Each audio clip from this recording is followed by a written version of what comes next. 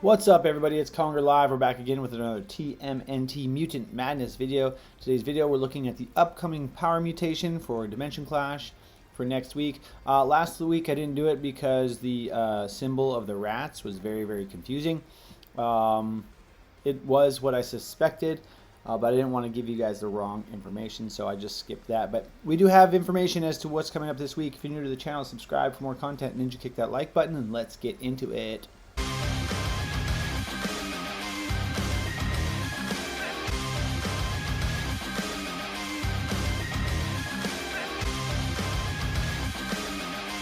Okay, here we are in the official Discord. The upcoming power mutation looks like this. Zorax! He's very powerful on mutation. He used to be the best character in the game before they nerfed him. Zack! Zack has tons of potential, being a ranged blaster. I could see him doing a lot of work under mutation this week. And Krang! Krang, I have a 5-star Krang with tons of dimension levels, so I like that. We just had Krang on Dimension Mutation just a couple weeks ago, so it's interesting that he's getting mutated again. Looks like this is all like your Dimension X, maybe mutation. Let's go take a look at these characters' kits. Okay, so the first up was Zorax. I have my Zorax at 225 with only 100 dimension levels, so that's what these numbers are going to look like. You gain 30 armor and barrier per non-ally summon for 3 seconds on his Triceratops charge. Selects an enemy at range 3, moves next to them, target all enemies in between, deal physical damage, target selected enemy, deal more physical damage, and even extra damage if at or above 20 strength and focus. So does he have to be above 20 strength and focus? Because it says and, not or. Need both 20 strength and 20 focus to get the extra damage. Regardless, it's a pretty hard hit. His Ceratech cannon targets 2 enemies at range 3, deals energy damage to each, and deals extra damage to each if the strength is above 40. He's able to stack strength pretty easily, which we'll take a look at. Oh, and they've given us these. This is new. The cooldown, how often it is 10 seconds. That is new. That's great. It's great to have that information. Wow. Triceratops military training. Gain 30 armor if not stunned or disarmed. Gain 2 will per non-summon ally. After attacking, gain +5 focus for 30 seconds if will is at or above 0. So you can stack that focus with this military training, which will help trigger the extra damage on his ult. And then his tri-weapon tactics. After an ally uses a skill, gains 6 strength and 3 alertness for 10 seconds. This is how he stacks that strength, so that he can get the trigger on both his auto skill we looked at and his ult. Really nice. And then his wrist blade assault targets up to 3 enemies in an arc at range 1, dealing physical damage over 3 hits. Gains defense and extra defense per target hit. This happens every 7 seconds. And this number is affected by your will. So if you have a bonus will, it will be faster. So really nice to see that. Let's go ahead and give him some equipment. Take a look at his equipment. Wrist blades. He gains 12 haste and strength per enemy at range 1. Now this has a 7, interestingly shows a 7-second cooldown. I think that's wrong. It's just because this is in the same position as the other skill. So that is probably a bug, because this is this should just be a constant. Maybe it does the check every 7 seconds, but I think that's just a visual bug. So lots of strength, haste, focus coming out of Zorax, so he has lots of potential to do lots of damage as both a brawler and a blaster. He does both types of damage, so really cool potential from Zorax. Next up was Zack. I have my Zack at 200. His Star Cruiser flyby is got a lot of damage output. He selects an enemy, target them and 2 other enemies at range 2 of each other. Inflicts negative defense and deals energy damage over 3 hits. Inflicts negative 15 barrier for 5 seconds to each target hit. And deals extra damage per hit to stunned, rooted, or slowed targets. So if you have stuns, roots, and slows, which almost everybody does in their team, he's going to be able to do that extra damage. And then reducing that barrier is going to make that energy damage do more. Really great. His hoverboard escape targets all enemies within range 1, inflicts slow for 3 seconds, inflicts root for 3 seconds to targets under 0 haste, and he moves up to range 3 away from the enemies gains defense and 60 haste for 6 seconds if not rooted or slowed. So this is really cool because it's going to help trigger his ult with that slow and that root. It's going to get him out of the way, give him some haste, quite a bit of haste, so he can get his ult off again with his basic attacks.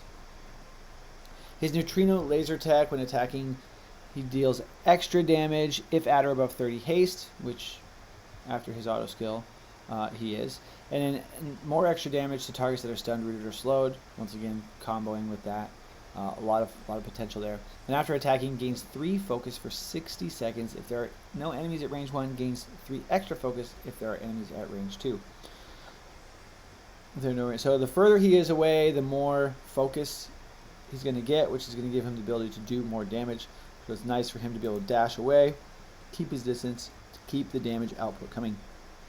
His extra dimensional moves after using a skill gains defense and 15 haste for 6 seconds if not rooted or slowed. So being rooted or slowed is going to prevent him from gaining that haste. So Zack versus Zack, whoever's hitting each other first, it's going to really help shut the other one down. Gain the extra defense and extra haste if there are no enemies at range 1, which with his dash away should happen. At 225, he gains 15 barrier for 6 seconds if not rooted or slowed, and gains extra barrier if there are no enemies at range 1. So he's also going to give himself some protection from that blaster damage if you get him to 225. I think that's going to be very useful in a PvP this week. And then finally, his trick shots target up to 3 enemies at range 3, inflict negative defense to each, and deals energy damage to each, and this happens every 6 seconds. He does extra damage per haste if you take him all the way up to 250. That's a huge investment. I will not be doing that. But if you have the ooze or you're spending a little bit of money, that extra damage will definitely help out because he does stack a lot of haste. Chances are you're going to be using Attila, which gives everybody haste, so that's going to help him do even more damage as well.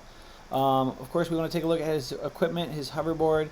When we equip all, his hoverboard gains 60 haste and 12 alertness if not stunned, rooted, or slowed. And then once again, this 6 seconds I think is a bug. This is static all the time. So having that much haste, as long as he's not stunned, rooted, or slowed, is really going to help with his damage output. Really, really cool. Zack, yeah, probably much better than what we've been giving him credit for in the past. And finally, Krang, we've looked at him before. Now mine is 250, 5-star with 1400 dimension levels. This is probably my strongest character. So very, very powerful for me. Select in a line, his visor beam. All enemies in that line deals almost 25,000 energy damage. This is before bonuses. Inflicts negative 60 armor, negative 50 focus, and negative 25 strength for 3 seconds. So this is going to be really great to kind of help reduce the power of Zorax. I think Krang is going to hopefully help as long as he targets Zorax. Zorax is going to be moving around though, which may make it difficult for him to get hit with that. His axe arm is going to target an enemy at range 1, deal physical damage, deal extra damage per enemy armor. So if the enemy has armor, going to do extra damage. That's nice. Inflict negative 25 barrier for 10 seconds if not disarmed. This happens every 12 seconds, kind of slow, but very, very powerful skill. The negative 25 barrier is really going to help the other heroes and himself, because they're all blasters, get some more damage output in this week's PvP. His android body, he gains 80 armor and 20 armor and barrier per 20% health, up to 80% health. So he gets 80 armor. He can get up to 80 bonus armor and barrier, and he's going to gain strength per armor. So that's going to give him a lot of damage output. Of course, Krang versus Krang with the axe arm. He's going to take a lot more damage if Krang hits him with the other Krang's axe arm based on that armor, but he's also going to have that extra damage output. Genius Warlord, gain 12 focus and 6 will per non-summon ally. This is just excellent. Extra damage, using his special more often. Really, really cool. And then Rocket Fist, target a tile at range 3 and all enemies within range 1 of it, deal energy damage, deal extra damage per strength. And this triggers every 9 seconds, so pretty decent. I already have equipment on him. His android body, he gains 45 armor and 30% resistance to disarm. So really, really nice. So far, I don't think we had any disarm in these mutation heroes.